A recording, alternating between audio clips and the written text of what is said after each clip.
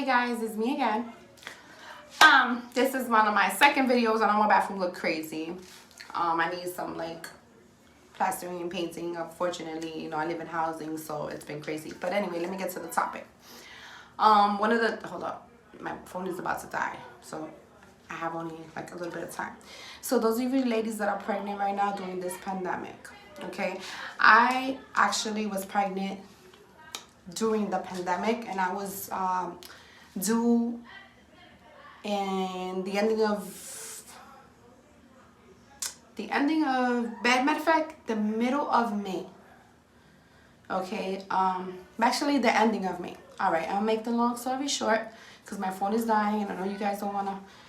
But this is for pregnant women right now, because right now New York City is crazy. They're talking about shutting it down again. We are in November 18, and I just wanted to share a little bit about how when I was pregnant at the beginning, in March I was pregnant. I had 4 little kids. Basically they're not little, but I have 4 kids that I had to take care of with the remote learning. But I have 5 basically. I have 6 kids altogether. My oldest one, he's old already, so I don't consider him a kid, but he still came out of me. He takes care of himself. Okay, I was pregnant through the whole quarantine. I actually had gestational diabetes. That's with pregnancy. I developed that in the ending of my pregnancy. I also had high blood pressure through my whole pregnancy. I went to the hospital twice a week, pregnant in the middle of the pandemic when it first started, and it was heavy. I went twice a week, Monday and Friday. They used to put me on the stress test every week, twice a week. Okay, I was basically I was terrified every time I went. I would go to the hospital, wear a double mask, glasses. Even if it could just be regular glasses, I used to wear that also just to protect my eyes, because basically it could go through your eyes also.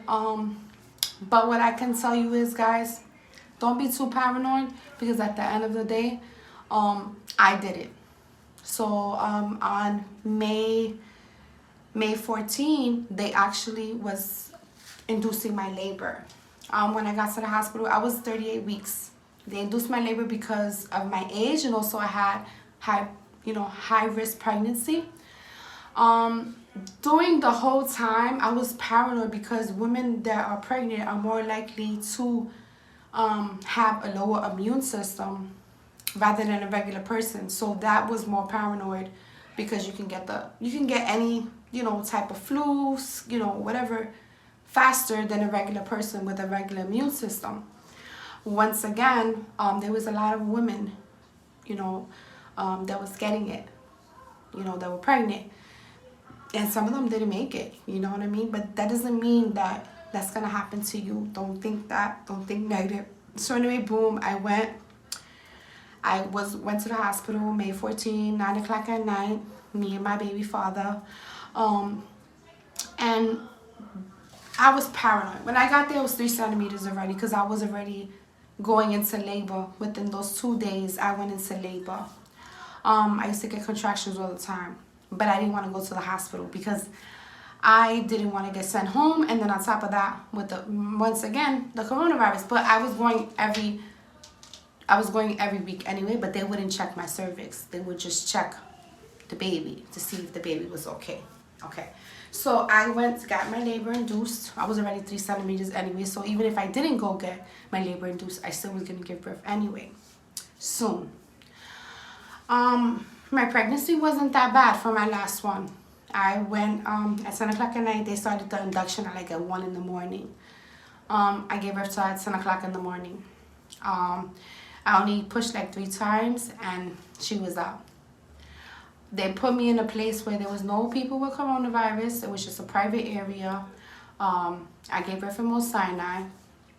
And basically, they kicked me out in 24 hours. And you only allowed to have 1 person there in the room with you. You cannot have more than 1 person. Unfortunately, I chose my baby father because my mother wanted to go too. My mother always been there when I gave birth to my other kids, but this time I had my baby father there. I took the epidural, which I didn't take my epidural for any other kids. I took them for my last two, which was one of the worstest things that I made my mistake. If you watch one of my first videos, the reason I took the other epidural was because my baby was actually faced the wrong way, so they had to actually put their hands inside of me and turn her. So that was my 3-year-old. So when they did that, I knew they was gonna do that, so they asked me if I wanted the epidural. Mind you, before that, I had 4 babies with no epidural.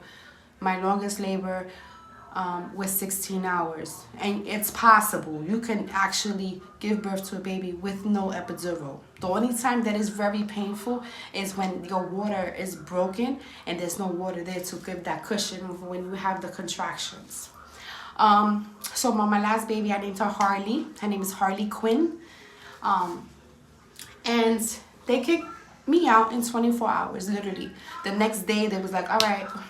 Mind you, that whole night was, I was like scared, and they had me there with another woman on the other side. She had a C-section, and they only left her there for like 2 days. And usually women with C-sections, they stay for like 4 days, 3, longer. They kicked her out really fast. They kicked me out really fast. And my baby had to stay in the hospital. So I still had to go back anyway. I'm not going to just leave her and be like, all right, well, let me just not go back. I still went back anyway. But just for you ladies that are pregnant right now and you're scared and you're like, oh my God, I can't do this. Like, I don't want to go. Just listen. Make sure when you go to the hospitals, you sanitize your hands all the time. I used to wear double mask. I don't know, but it has to be a certain type, because if you wear double mask and you can't breathe, then I can never. Oh my God, I did a whole video on this. It just fell. But if you can't breathe, then you have to wear a certain mask that's gonna be. Anyway, make the long story short, it's possible. I gave birth to my baby May 15, 7 o'clock in the morning, in the middle of a pandemic. Don't be too paranoid. Don't be too scared, because at the end of the day, it's basically God, is the one who is in control.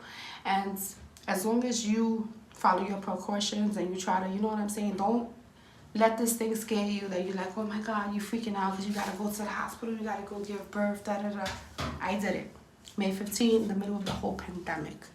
Okay, and I was going in and out the hospital after that because my baby was in the NICU for her blood was incompatible with my blood, so basically my blood was attacking her blood, so they had to give her a blood transfusion. A blood transfer basically is like taking out my blood and putting more of her blood type, because she has her father's blood type. That's not the first time that happened to me and my baby father. Our first daughter together, the same thing happened, and she was 3 years old. She's 3 years old now, With her, she had to stay in the NICU also, and they did the same thing to her.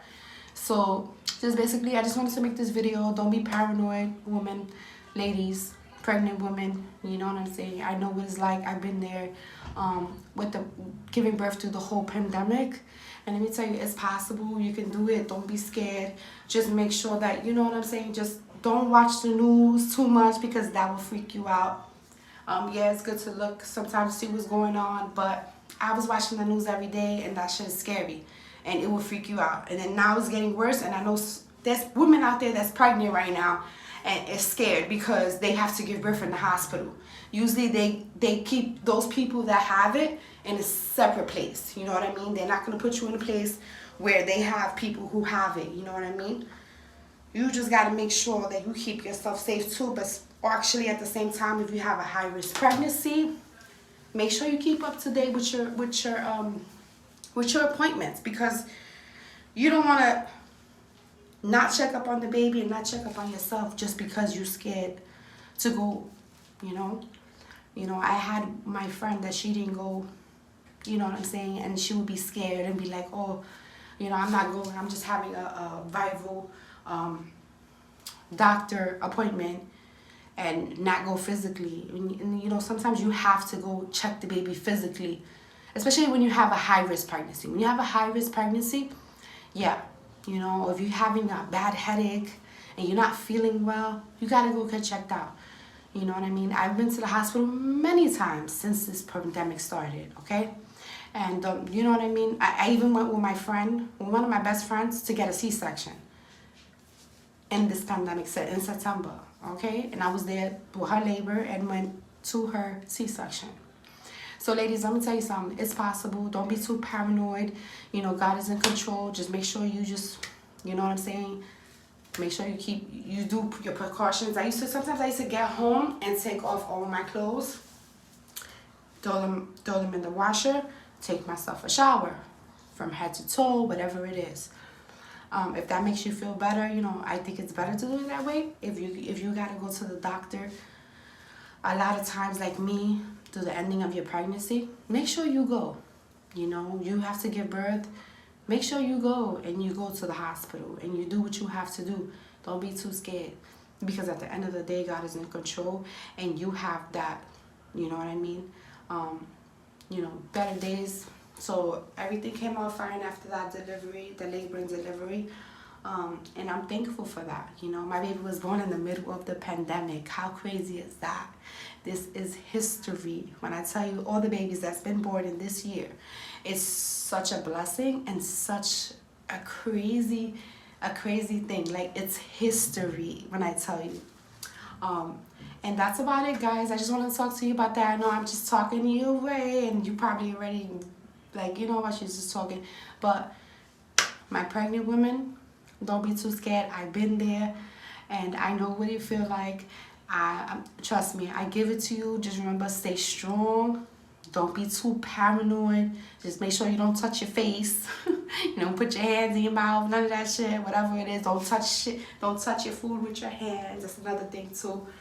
And basically, you know, everything's gonna be okay. But I've been there and I just wanted to share that with you guys. May 15, I had my baby in the middle of the whole pandemic when it first started. And, you know, it's possible. Don't be too paranoid. And that's it. Love you guys. Bye.